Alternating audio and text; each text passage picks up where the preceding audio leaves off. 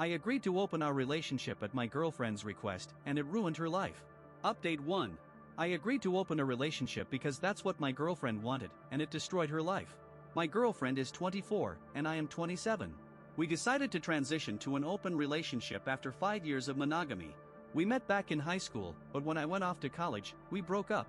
I thought maybe I no longer attracted her, but years later, she admitted that she ended things with me because she knew I needed to spread my wings and live my college life. At the time, while I was studying in college, her mother became very strict when she found out that her daughter had a boyfriend and had lost her virginity. She was banned from seeing friends and going anywhere, and since she was financially dependent on her mother, even after enrolling in college, she was still under her control. I dated other girls and enjoyed life, though I still missed my ex. Meanwhile, she was literally locked at home. When we eventually got back together and started dating again, she told me about how her mother treated her, and I shared my college adventures. In 2016, we moved in together and have been living together ever since. Last year, she started talking about wanting to try something new. Theoretically, I felt jealousy, but I understood her. The first time we considered an open relationship, the guy she liked turned out to be an asshole, and she temporarily dropped the idea. But a few weeks ago, my girlfriend met a colleague from work and said she wanted to try with him. They were texting constantly but hadn't reached intimacy yet. Meanwhile, I signed up for dating apps and tried to meet someone, too. The more I did it, the clearer it became, I didn't want anyone else. I only wanted to be with my girlfriend and spend time with her. It's hard, we barely see each other during the week because I'm at work, and when I have days off, she spends time with him. It feels like I'm on the sidelines of this whole experiment, and I feel incredibly lonely and isolated. Every time I try to talk to her about my feelings, she offers to stop everything and go back to monogamy. It feels like what I need most right now is someone with whom I can share my emotions and figure out my feelings. I already have an appointment with a therapist, and that should help me. I'm sure that after we opened our relationship, the spark between my girlfriend and me started to fade. On July 7, 2022, after 5 years of monogamy, we decided to open up because she wanted more intimate experiences. This desire came from her growing up in a very strict family. From the very beginning, we had difficulties. By nature, I'm monogamous and couldn't easily find another partner, while she quickly met new people and went on dates. Things got better when I started seeing a therapist and learned to express my feelings and emotions in a healthy way. Overall, our relationship stayed stable and improved once I learned to communicate better. I met a woman who became not only a good friend but also an amazing sexual partner. That's when I realized that, unlike my girlfriend, I can't form close relationships with strangers without an emotional connection, and I didn't really want to experience more intimacy because I had already experienced a lot of freedom in my life. My girlfriend started to get jealous of my new partner and tried to interfere, for example, telling me to call her when I was with this woman or even attempting to seduce me just before I was about to leave. Over time, I started noticing a pattern.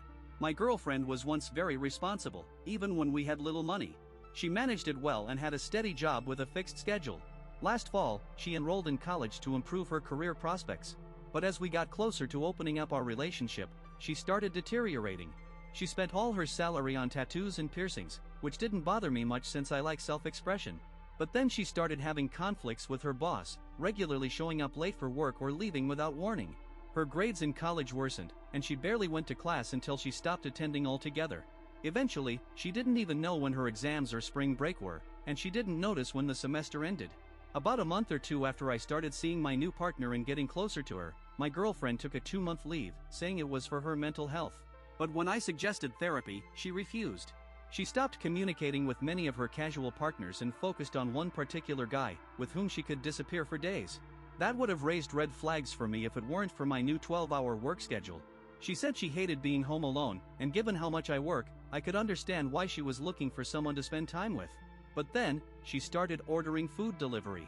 She doesn't have a car or a driver's license, so I bought groceries and made sure there was always food at home. There was no point in her doing that. Since she no longer worked, she spent my money. It seemed like she completely lost her sense of responsibility. When I tried talking to her about money or that she did nothing all day except order food or stay in bed, she got irritated. And when I tried to have an honest conversation about our relationship, she just closed herself off, saying she didn't notice any changes and that maybe I was just making things up. Eventually, she quit her job, didn't find a new one, and it all led to me distancing myself from her, both physically and emotionally, because my needs in the relationship weren't being met. She immediately noticed this. She thought I no longer found her attractive, and she was upset that I stopped initiating intimacy.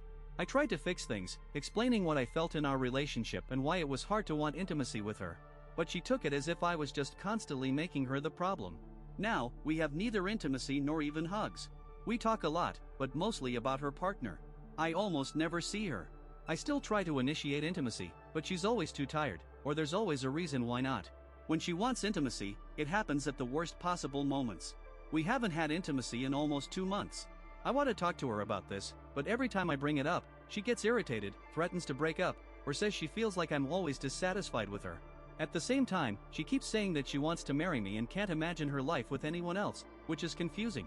Right now, my working theory is this: I need maturity in my life, and the partner I started seeing is just that, responsible yet fun. She has that balance and sense of justice. My girlfriend, on the other hand, seems to be looking for nothing more than carefree fun and availability. Her partner also embodies that. He doesn't have anything of his own, rarely goes to work, and is always ready for intimacy regardless of circumstances. I don't want to break up with my girlfriend. I remember who she was and I know who I once fell in love with, but I don't like the person she has become. We've discussed the possibility of couples therapy when our finances are in order, but honestly, she doesn't seem too interested in that. I just don't know what to do next. So, I suggest pausing the video and writing in the comments what you would advise the author of this story. What would you do in this situation? Would you go for it and take the child into your care, or would you say no? Would you still expect family to be there no matter what? Update 1. The same day I posted this, my girlfriend got a call from her mother, who had been the main source of her psychological trauma during childhood. Since my girlfriend moved out from her mother's house, their relationship had remained superficial. Her mother told her that her brother had started having psychosis due to long-term isolation during adolescence and admitted that she realized her mistakes in raising children. She then apologized to her.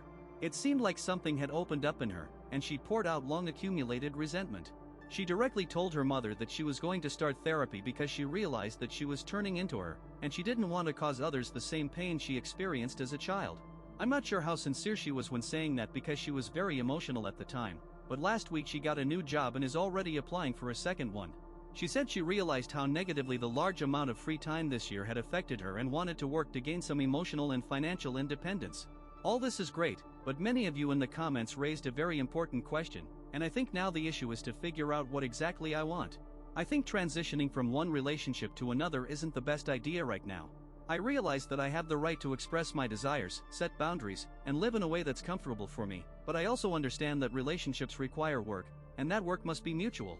I still have a lot to think about, and if there are any changes, I'll update the post. Update 2.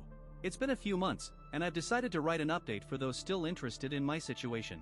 About a week after the first post, I realized the situation wasn't improving. I talked to friends, and they all unanimously said it was time for us to break up. In the end, the decision was mine, and after rereading the comments, I realized I deserved to figure out how I wanted to live. So I broke up with my girlfriend and explained all the reasons.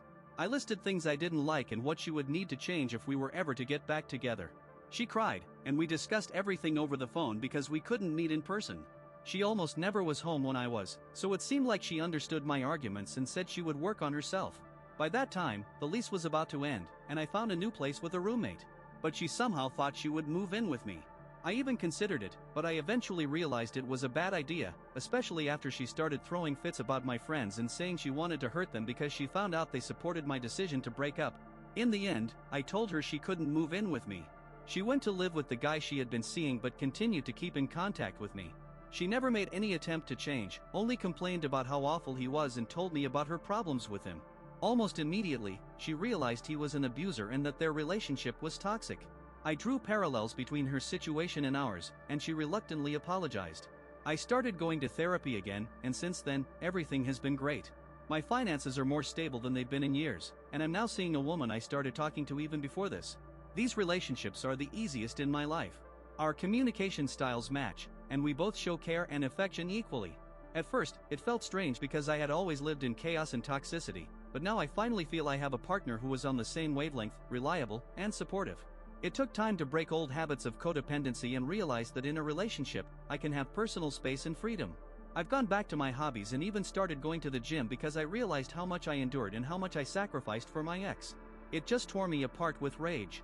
My therapist said it's not healthy to direct my frustration at her, so now I spend my time much more productively and creatively.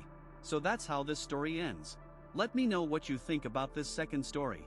It seems to me that the commentators are absolutely right, but still, yes, you can't escape your feelings. I totally understand this father, and I probably would have been angry at my daughter too. But I'm glad the father understood he was wrong. Thank you for watching this video until the end. Write your thoughts in the comments and watch our previous videos here. Update 3. It's been about 2 months since I made the decision to break up with my girlfriend. I talked to Eric, and he was supportive of me, as always. We're both aware of how much I've been through, and I know I made the right choice. The thing is, I've been hearing more from her lately. She's been sending me messages, some of them apologizing, some explaining her actions, but it just doesn't feel right. She's still trying to get back with me, and it's hard not to feel conflicted. The guilt I feel for ending things with her is something I have to deal with. It's like I can't shake off the connection we had, but at the same time, I know it's better for both of us to move on. The truth is, I just don't see us being happy again. I've started working on myself a lot more now. I'm focusing on my career, building my emotional strength, and finding peace with myself.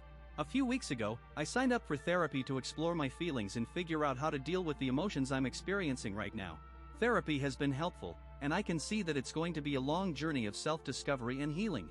Meanwhile, my ex is still contacting me. She even asked if I wanted to meet up for coffee, just to talk and see where we're at. I told her no. It's hard, but I have to stay firm. If I want to move on, I need to cut ties completely. I've also had a chance to speak with Eric more about the situation. He's told me that he respects my decision, but he's also said that it's important for me to stay true to myself and not let guilt control me. He pointed out that it's natural to feel conflicted after ending a relationship, especially one that's been so meaningful, but it doesn't change the fact that I was unhappy. I've been spending more time with my friends lately and doing things that make me happy. I've started picking up hobbies again, like painting and playing the guitar. It feels like I'm rediscovering parts of myself that I hadn't realized I lost in the relationship. A week ago, I was out with a group of friends when I ran into an old acquaintance, a girl I used to work with. We had a long conversation, and she seemed genuinely interested in catching up. I'll admit, it felt nice to talk to someone new who didn't know the backstory of everything that happened. This encounter gave me a little perspective. I realized that it's okay to take things slow and focus on rebuilding my life. There's no rush. I'm not looking to jump into anything right now, but I'm open to the possibility of meeting someone new. I'm starting to see that life can be fulfilling without the constant weight of a toxic relationship hanging over me. I don't know where things will go from here. I don't know if I'll be able to fully let go of my ex and her family, but I do know that I'm taking the steps I need to for my own mental well-being. Every day feels like progress, and that's what matters most. So, that's where I am now. I've learned a lot in the past few months, and I'm still figuring out what my future holds. For now, I'm just focusing on getting stronger and becoming the best version of myself that I can be. Let me know what you think in the comments. Have you been in a similar situation? How did you cope? Would you do the same or something differently? Update 4. It's been a while since my last post. A lot has happened since then, and I think I owe you all an update on how things are going. First of all, I've officially moved on from my ex. It hasn't been easy, but I'm finally feeling at peace with the decision. I've been dating someone new for a few months now. We met through mutual friends, and the relationship has been much healthier than what I had with my ex. She's understanding, kind, and supportive, and we have a lot of shared interests. We're taking things slow, but I can already tell that this is different. I still think about my ex from time to time, especially when things get hard. But now, it's more of a distant thought. I've realized that the relationship we had wasn't healthy for either of us, and breaking up was the right decision in the long run. My therapy sessions have been incredibly helpful. I've learned to set boundaries, express my feelings openly, and not let guilt or fear control me. I've also come to terms with the fact that I don't need to stay in touch with my ex anymore. I know that some people think I should forgive her and try to be friends, but I've realized that it's not healthy for me. Moving forward, I need to focus on myself and the people who genuinely care about me. My family has been supportive, and I've started reconnecting with some old friends that I hadn't spoken to in a while. It feels good to be surrounded by positive energy and people who care about my happiness. I don't know if I'll ever truly get over the hurt, but I do know that I'm in a much better place now than I was before. I'm no longer carrying the emotional baggage of that relationship, and I'm finally free to live my life on my own terms. That's all for now. Thanks again for the support. I really appreciate all the comments and advice. It's been a long journey, but I'm finally starting to feel like myself again.